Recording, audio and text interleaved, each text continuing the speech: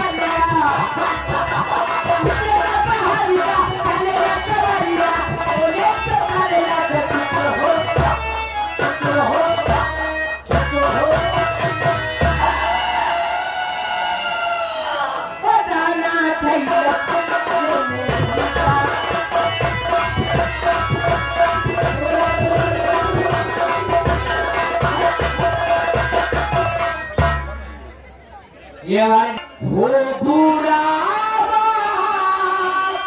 तो अपने भी नहीं मिलते।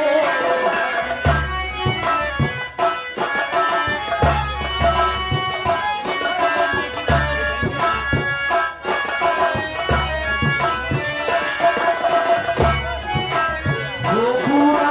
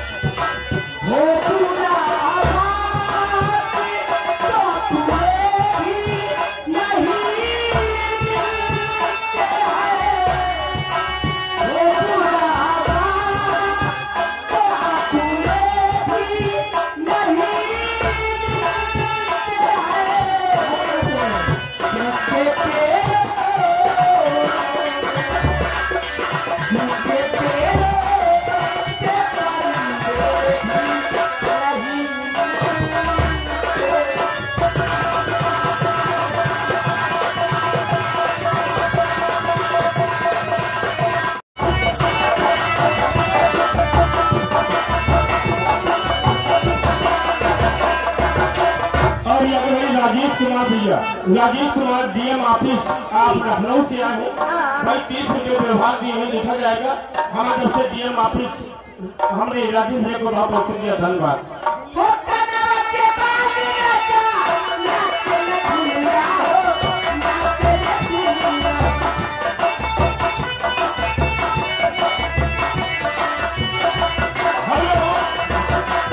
ये हमारे भजनी भैया बैठे हैं भाई हमारे भजनी भैया की तरफ से भैंसा वाले भजनी भैया 10 रुपये भाई उनका देने कहे कि घनश्याम नकारा वादक आए हैं। अच्छा।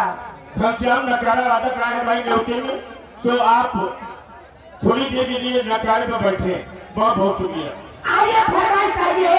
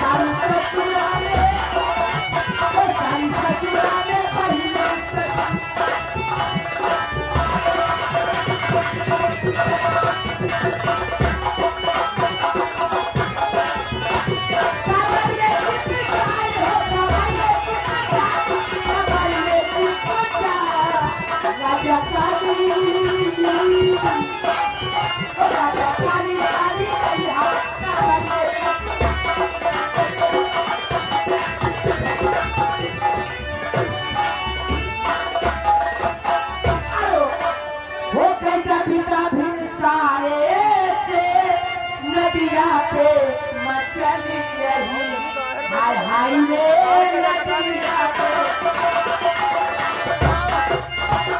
हेलो हेलो, ये दादा की तरफ है। प्रेम घरवाली हमारे दादा 50 रुपया है, 40 रुपये दे रहे। हो पहलिया नैया मोरे ससिया जो आए।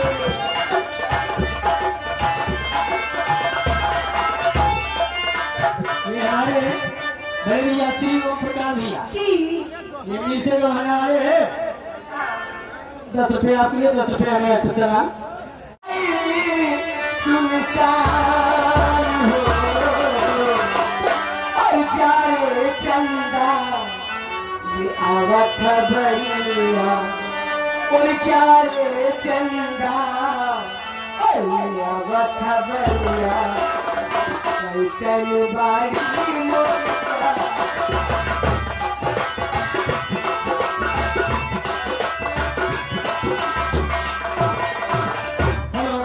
डॉक्टर रवि गुप्ता फिजानगर। भाई डॉक्टर भैया 50 रुपया घरवाली का व्यवहार देता है, 20 रुपया डॉक्टर का देता है दाखिला। ये हमारे वही छाया हुआ नाम